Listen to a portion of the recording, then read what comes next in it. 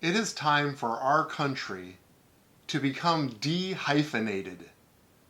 Find out what I mean by that on this episode of Pushback.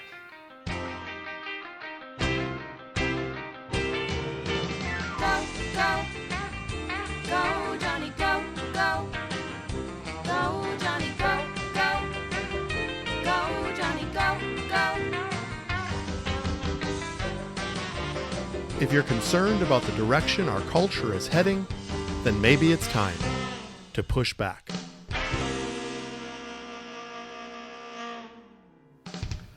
Hello, it is time for another episode of Pushback. I'm Dr. Jonny, and we have a lot to talk about today. It is exciting that yesterday, at least the time I'm recording this, that we can now call her Justice Amy Coney Barrett. It just feels monumental and quite historic. I feel like there's something in my spirit that is vibrating, and I feel like there's just a shift. And just selfishly speaking, for my podcast, I think it'll create many more cultural discussions just with her presence on the Supreme Court and the possibilities culturally for our society. So I just bless her and the assignment that the Lord has given her, and I know that you're with me on that. You know, the election is just 1 week away, and I'm kind of a political junkie, as if you didn't know. I mentioned before, I don't like to talk about the politics on this podcast, except for when it pertains to culture, because politics is such a big part of our American culture, and it should be. That's the way the Founding Fathers set this up. And so I do lean into it wholeheartedly and look for the cultural pieces that are happening in our society. And it's interesting, there is something called identity politics, and it is alive and well and flourishing, and I want to bring it to your attention as my listener, because it's so important that our antenna is up for some of the things that are happening in our culture. So what is identity politics? Let me just give you the definition. It's a tendency for people of a particular religion, race, social background, etc., to form exclusive political alliances, moving away from traditional broad-based party politics. Identity politics, you will notice, and I think you'll notice it more after this podcast, it is indolent right now. It is everywhere. It is all around. And what has been jumping out at me is the hyphen. The hyphen is a grammatical spelling mark that we all use. And I believe that the hyphen in our society is creating such incredible division among people. And I believe there's actually a political spirit connected to it. And this political spirit is manifesting now more than ever. And I think it's interesting because despite the current racial and societal tension that's happening in our country, it seems as if the politicians today are actually doubling down on identity politics now more than ever. And if we're not aware of it, I'm concerned that we as a society are actually numb to it. And even though we see problems in our society, such as this racial tension that is so obvious right now, we are actually participating unknowingly on both sides of the problem. Let me explain. It has everything to do with the hyphen. With the hyphen. Just let me give you some examples. I think it actually blows my mind. Right now they're talking about the demographics of politics and the polling and which candidate is going to win, and they're targeting suburban white college educated women. That's 4 hyphens in that grouping. Suburban white college educated women. If Trump can just court those people, then he'll do fine. And if he doesn't, he's in trouble. Well, think about how many hyphens are in that grouping that's forming this, what did I use in that definition? An exclusive political alliance. That's what it's creating. And this is identity politics. I'm flabbergasted just even with the racial discussion how often the term people of color is actually being used even on the campaign trail. Now let's think about this for a second. I want to use the Washington Redskins as an example. Washington Redskins is the professional football team in Washington, D.C. And the word Redskins, after being their team name for decades, has now been dropped, and this year they're just called the Washington Football Team or Club. And they've removed the word Redskins because they thought it was racially motivated and disparaging toward the Native American population. And yet at the same time, this is what I'm talking about, that we're participating unknowingly on both sides of the problem. At the same time, our very politicians talk about and categorize and use identity politics to talk about people of color. Now, what color are they talking about? Black, white, yellow, red. The red people. This is what we're just talking about. Do you see the insanity of it? They were talking about the Washington Redskins. Well, we can't call them that. And yet today we call people of color. Now, I again would ask you to refer to my previous podcasts, the Brown Initiative and The Answer is Black and White, to talk about my position that I don't believe that we are people of color. I believe we're all brown-skinned. And Bible and the science actually backs that up. But these are just some examples that make you scratch your head and say, we hear the term people of color all the time, and yet we don't understand the fact that we're actually perpetuating the very problem in the way that we speak. I was watching a political commercial the other day, and this particular candidate said that he was born and raised with middle-class values. And I stopped and I said, you know what, we just skip over that and kind of go, oh, okay, well that sounds noble, but let's think about that for a second. First of all, he's classified himself as a middle classer, which means there are lower classes, there are middle classes, there are upper classes. These are all hyphenated categories of people based on income, socioeconomic status. And he's saying that he is born with middle class values. So what does that mean? Does that mean that those who are lower class don't have as good of values as he does? Does it mean that those with upper class have different values than he does? Let's think about this a second. It pits us against each other just by one phrase, born with middle class values. What he's saying is, it's superior, I have it, and you should vote for me. Do you see the insanity and the division of it all? It's fairly ugly when you really dig into it. And so, what group do you identify with? What are your hyphens? I mean, what are we talking about here with classes? Middle class and lower? Are we like in medieval France? Do we really live in a class system? Well, we do. We listen to it all day long. And we talk about lower class, middle class, upper class. We're not going to cut taxes for the upper class, but we will cut taxes for the middle class and the lower class. We pit ourselves against each other and talk about it all the time, in politics especially. Identity politics. So what are your hyphens? Well, just for fun, I put together myself. I hyphenated myself. This is the way a politician would probably look at me. And I have just as many hyphens as I have chromosomes. I came up with 23 hyphens that describes Dr. Jonny. Are you ready? Let me go through these. These are classifications, categories, things that you can put me in, even the way I might vote or think. And I am placed into these categories. Are you ready? I'm a 50-year-old Generation X white male. I'm Caucasian of European descent, English-speaking, socially conservative, politically libertarian, fiscally conservative, capitalist. I am pro-life. I'm a Protestant evangelical charismatic Christian. I'm heterosexual. I'm a type A personality. I'm a mixed left and right-brained. I'm an introvert, college-educated rural voter from the upper middle class. There you have it. You could do it for yourself. I'm sure you'll come up with just as many. It really is a fairly fun exercise to do. But interestingly, over 100 years ago, our President Teddy Roosevelt actually warned us of this. So let me read to you what he wrote in 1915 under the category of there's nothing new under the sun. Are you ready? Teddy Roosevelt, 1915.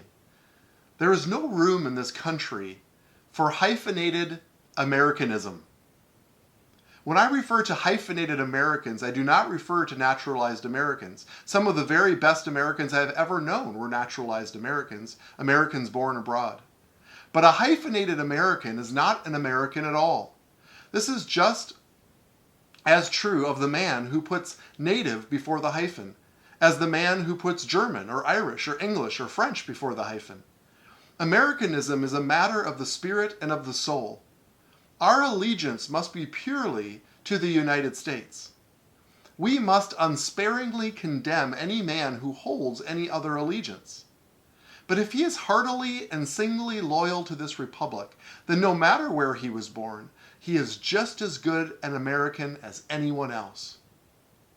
The one absolutely certain way of bringing this nation to ruin, of preventing all possibility of its continuing to be a nation at all, would be to permit it to become a tangle of squabbling nationalities.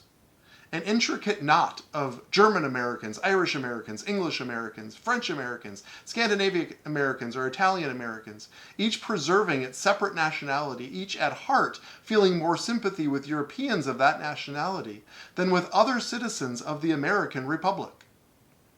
The men who do not become Americans, and nothing else, are hyphenated Americans. All of us, no matter from what land our parents came, no matter in what way we may severally worship our Creator, must stand shoulder to shoulder in a united America for the elimination of race and religious prejudice. We must stand for a reign of equal justice to both big and small. This was 105 years ago, and it's the same conversation that we're having now because we haven't learned and we haven't paid heed to what Teddy Roosevelt said in 1915. I believe we are more hyphenated now than we have ever been. For those of the listeners who are at least my age or maybe older, you guys remember Schoolhouse Rock? Remember that? The Great American Melting Pot. The Great American Melting Pot. It was a great episode that they would show in between cartoons just about American history and punctuation and language and all the different things that we can learn. I know my dear friends Chuck and Steph are listening. You remember Schoolhouse Rock. I know that for a fact. The melting pot theory holds that, like metals melted together at great heat, the melting together of several cultures will produce, and this is key, a new compound. One that has great strength and other combined advantages. We've all heard that America is the great melting pot. It's because we actually form together a country based on our strengths, all put into the pot. The definition of a melting pot is a place where different people or different cultures all come together and begin to merge and mix. America is an example of a melting pot where immigrants and people from all over the world visit and live and share thoughts and ideas to create one big new culture. It's an American culture. This is exactly what Teddy Roosevelt was talking about and what he was advocating over 100 years ago. It's super interesting, and I don't think any of us who are listening today would be surprised that there's been a lot of writings from colleges and universities that has actually said, and I quote, "The metaphor of a melting pot is no longer useful. Instead, America is more closely a salad bowl. We are all together as one, but we also have distinct cultures." Salad bowl. here comes the hyphen. And here is the difference. When you look inside of a salad bowl, you have lettuce, hyphen, cheese, hyphen, dressing, hyphen, croutons, hyphen, tomato, hyphen, cucumber, hyphen, bacon. Can't leave that out. Bowl. That's what you see. And here's the problem with the salad bowl, is that someone like me can come around and look in there and say, well, I like the bacon the best. And I don't like the tomatoes. And the croutons are good, but the cucumbers should be left out. Do you see what happens when we look at ourselves as a salad bowl? The salad coexists with one another, but a melting pot is additive, where we actually receive strength from each other. Now, I'm not proposing that we all become the same, like cookie cutouts. This isn't some kind of Marxist, let's all become clones and all be equal and look exactly the same. I'm actually proposing quite the opposite. When we are a melting pot, we actually celebrate each other. We don't just coexist with each other. We celebrate each other and we add strength to strength. My friends, this is the American spirit. This was the American dream. That we actually find power in diversity, not division in diversity. See, I believe what the colleges and universities were proposing as a salad bowl is dangerous. And this is what we're actually seeing right now. We are still, 100 years later, completely ignoring what Teddy Roosevelt proposed. We are a culture filled with hyphens. And we see each other that way. We see each other in these categories that have been artificially placed on us, rather than just seeing ourselves as Americans. Roosevelt saw it, and we need to learn from it. I don't know if you remember from some of my previous podcasts, I played and read to you a clip from Morgan Freeman, who sat down in 60 Minutes, and he said something very bold. His conclusion was that he didn't want to be referred to as a black man or the person interviewing him as a white man, but that he has a name. He wants to be referred to as Morgan Freeman. That's his identity.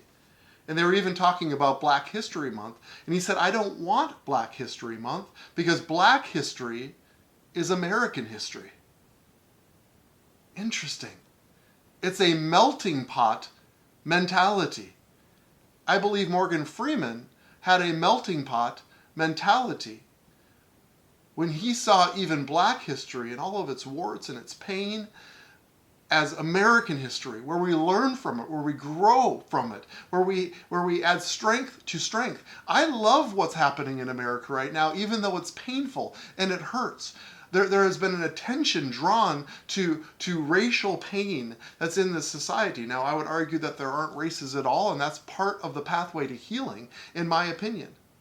But it's also to have a melting pot mentality, where we see each other as Americans, where we see each other as having additive strength, where my strength is added to your strength, that I can celebrate your differences from me, that we can even have political unrest, but we see it as health because we are drawing from one another so that we can create a healthier society. Instead, what politicians are doing right now is they are hyphenating us, and they are separating us, and they are causing division, and it's a political spirit. And I'm calling it out right now in this podcast. Let's be aware of the political spirit that's happening, and let's reject it. Let's lose the hyphens. Let's demand that politicians stop categorizing us. If we are offended and we see the pain of it and we can articulate it to them, I think it might change the way that they actually speak about us, Americans. Isn't that what we want? Isn't that what we want, even those of us who are lighter brown skinned and those of us who are darker brown skinned and all of the different colors of brown in between? Isn't that what we want? Isn't that what we want, to be seen as Americans? And here is the punchline, my friends. Despite the 23 hyphens that I have, there's nothing about the hyphens that makes me better than you. There's nothing about the hyphens that make you better than me. But we are equal under the eyes of God and under the eyes of the Constitution and under the eyes of our fellow Americans. That's the goal. That's the heart. That's what was laid out 100 years ago by Teddy Roosevelt when he was seeing division being created in our country rather than a unifying melting pot. And he called for the melting pot. I want to take my 23 hyphens and I want to throw it in the pot with you so that we can become stronger. The perspectives that I have, the graces that I have on my life, the understanding, the life experiences that I have had, all goes into the pot. We don't want to isolate ourselves and pit ourselves against each other, because that, my friends, is what creates prejudice, prejudgment. When I look at your 23 plus categories and I thumb my nose at it and say, mine are superior to yours. My middle class values are better than you because you are lower class. What on earth? Let's change the way that we speak. Let's reject the identity politics that are everywhere right now. We have one more week, and you guys, I promise you, now that especially my home state is a swing state, we are being inundated with political commercials. You may have already decided who you're voting for, and I can't imagine that these political commercials are going to sway you too much either way. But with you and your children, start paying attention to what is being said in those commercials, the identity politics that are being imposed upon you and your family. Start noticing them, start identifying them, start talking about them with your kids and with your family, so that we can see that and so that we can be part of the solution, that we can change the conversation.